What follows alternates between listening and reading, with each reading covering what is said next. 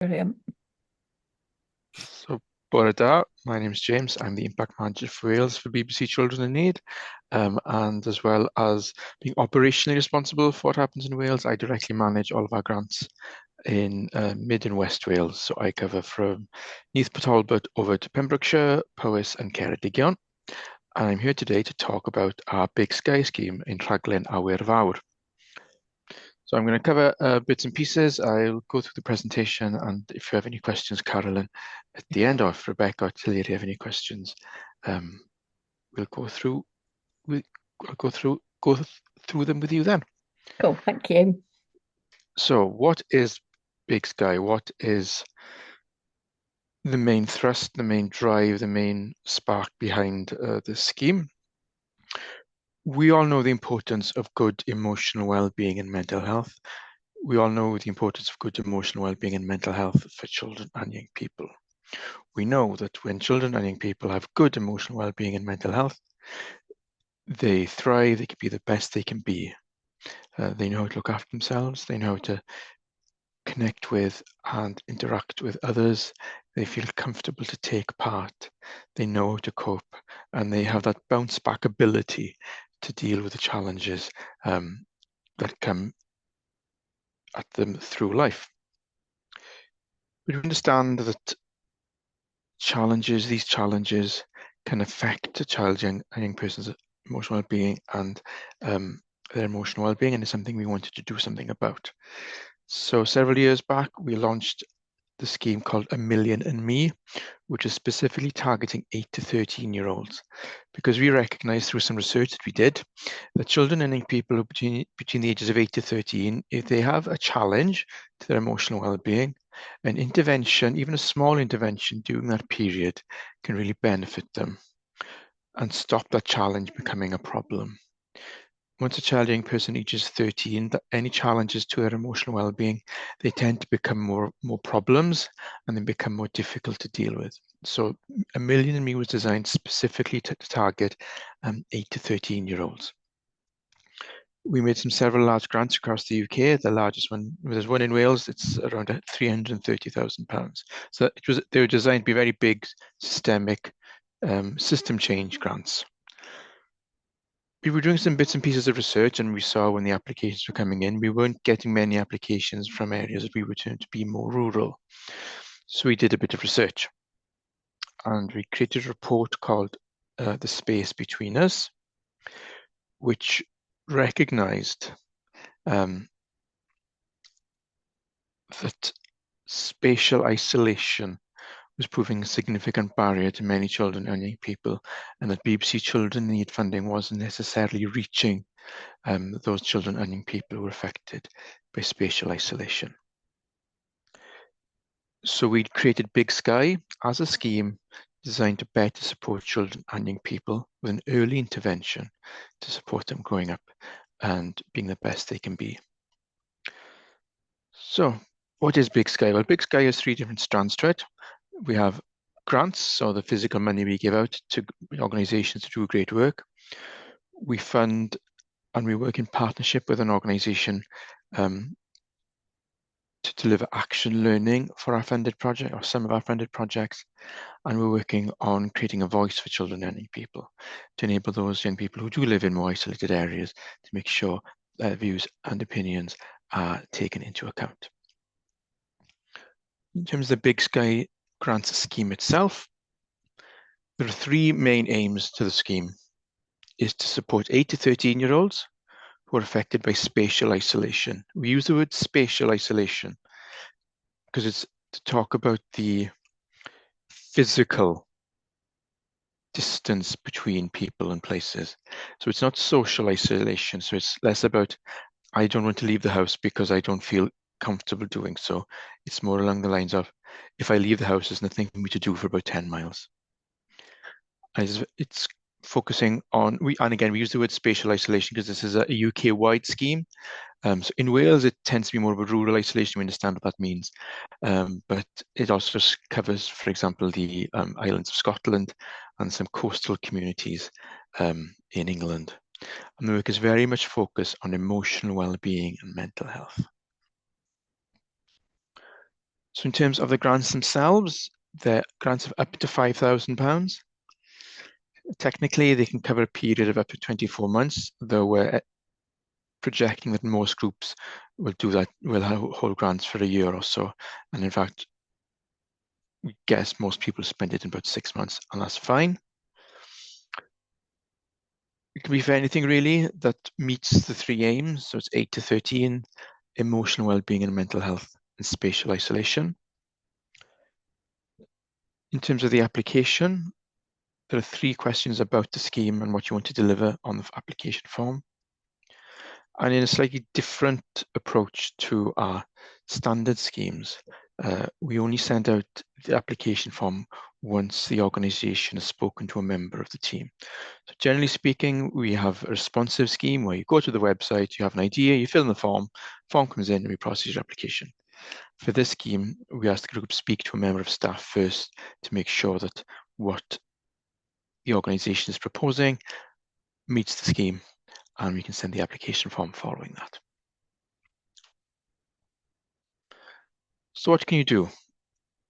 Well, with a grant, you can do lots of different things. And say we're quite open. You might want to run some sessions around connecting children and young people, so having activities or games where children can talk about their feelings, talk about their day, and maybe feed them, or maybe give them some activities to make friends in the areas.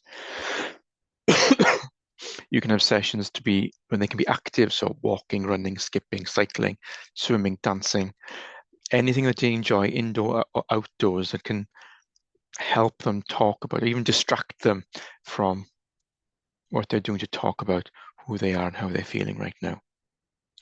Or you can do sessions where they can take notice of things, or you can take them to a park or the woods, so they can enjoy a varied environment, encouraging them to notice how they are feeling, how they process their emotions in a positive way.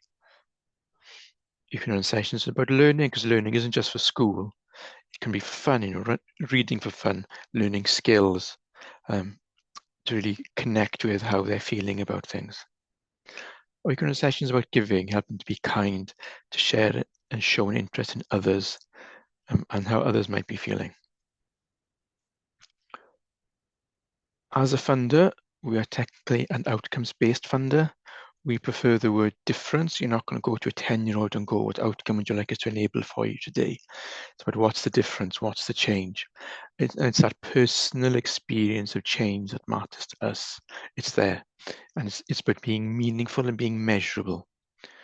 For this scheme, we have 4 differences that an organisation can choose, and we only want you to choose one. It is £5,000. We do not expect you to change the universe on £5,000. What we ask is that you work towards one of these differences. So it's about supporting a challenging person to strengthen how they understand their own emotional well-being, strengthen their ability to talk about their feelings, strengthen their ability to talk to somebody else about their feelings, about knowing who best to go to for help. So therefore, the simple differences, we know they happen just with all the projects we fund. All we ask is you focus, that organisations that apply to the fund focus on one. So I've touched on spatial isolation rather handily. There is no set definition in Wales for rural isolation. Scotland have a nice one. So for them, they have accessible rural, which means those with a less than 30-minute drive to the nearest settlement with a population of 10,000 people or more. And you have remote rural, those with a greater than 30-minute drive time to the nearest settlement with a population of 10,000 people or more. Now, that is not an official children in need one. It's nice. It's one we like to think about, ones to help us understand where we are and what rural might mean. But it is about physical distance. So it's a distance from public spaces. It could be digital distance. But it's really, we're open to the discussion around spatial isolation, but what is central to us is what is the experience of children and young people of that spatial isolation on them. We are not a funder of activities. We are a funder of differences. So we wouldn't be funding a youth club. We would be funding the differences that youth club aims to achieve. And that difference is connected to how organisations understand the effects of challenges on the children and young people they want to work with. So I can give you some examples of what we've funded. So we have funded Tanya Youth Club in Pembrokeshire. They're running a detached model. So they have a youth club in Pembroke where young people come to, but they know there are some young people who are unable to travel in to the project. So they are taking the project to the children and young people. We're quite fond of this model. We don't want children and young people to feel that they or their location is the problem. And we're happy for the service to be taken to them. Snowdonia Donkeys are running a summer session, so where they hope to help with caring for the donkeys, to support the children and be able to talk about their feelings. Tonic Surf Therapy in Ceredigion, I think they meet on the beach in Borth. They can expand their provision to target those who are maybe more inland to enable them to be able to come to the beach to enjoy some surfing. Then we found Mid Wales Art and Poets, who are running activities in after schools, which are pottery and clay based. So that, again, the children and people are doing something and doing that something. They're going to be supporting them to talk about their feelings and understand their feelings. So if you think you're the right fit, ask yourselves some questions. Are you a not-for-profit organisation? BBC Children in Need will fund registered charity, unregistered charities, CICs limited by guarantee, companies limited for guarantee that are not-for-profit, social enterprises. If your organisation is constituted as not-for-profit, we can fund you. We are unsurprisingly quite robust on safeguarding, and apologetically so. So please make sure if you have a good safeguarding policy in place to apply for us. We need to understand the effects of children and young people, yes, but you need to understand that you understand the effects of spatial isolation on children and young people. We don't want to fund projects that parachute service in. We want to fund work that really connects with and to children and young people. This means we need to understand, are you best placed to deliver, and do you know the children and young people you want to work with? And can you achieve one of our differences? Better able to understand their feelings, strengthen the ability to ask for help, those types of things. If you are, the scheme could be for you. Now, there are a number of things we can't fund, and these are our standard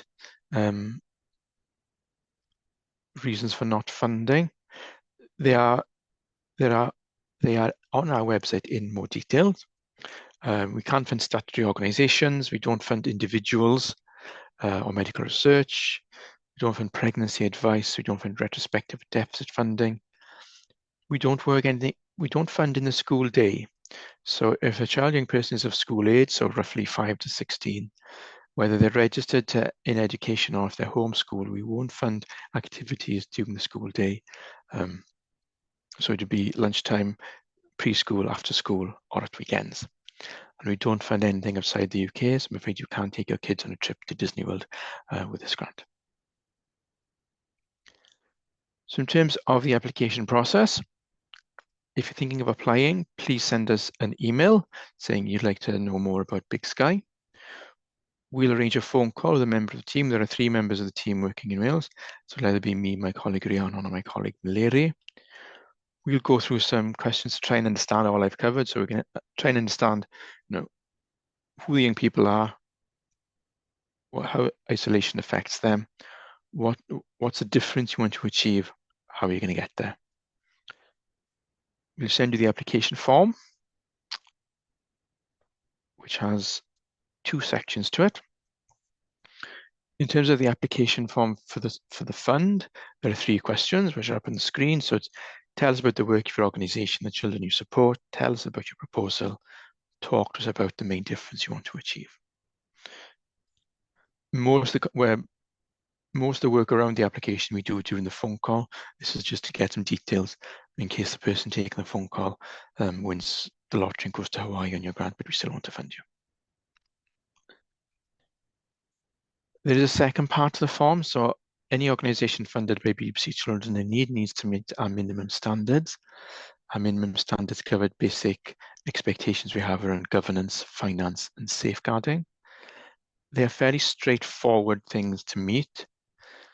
The form can look a bit scary because there are a lot of questions on there, but a lot of them are drop down. So you select yes, no. And some questions we'll ask you to copy and paste either from your safeguarding policy or from your governing document. I would highly recommend that you visit our website to check our minimum standards before you apply, because we don't want you to complete the application form and we find out that you don't meet our minimum standards. We have minimum standards because you have a responsibility to make sure the BBC Children Need funds are being used in the right way, good governance and finance and safeguarding. Mrs. Jones and Abergavenny will sit in a bath of beans raising £100 for children in need. We need to make sure we can tell her honestly and truthfully that her work is going to good organisations doing good work. So I mentioned we have a learning partner who will be organising action learning for some of our funded organisations. So these are not, it won't be for everybody, and it works where it'll be for individual organisations where we'll get in touch and say, if you've got a challenge or an issue you would like to resolve, we can offer you an action learning session where 4 or 5 people from your organisations will meet with a trainer and work through the challenge. We're also hoping to organise collaborative learning events, both in Wales and across the UK. We've made 9 grants in Wales so far, covering, we've got a grant in Talbot, Powys, Ceredigion, Pembrokeshire, Gwynedd, Mewn and Carmarthenshire. We're hoping to make a number of more applications and more grants, and we're hoping at some point to bring people together, not as anything formal, but just a chance to bring people who might not interact to learn from each other. So I will bring the presentation to an end. And at that point, I'll stop the recording.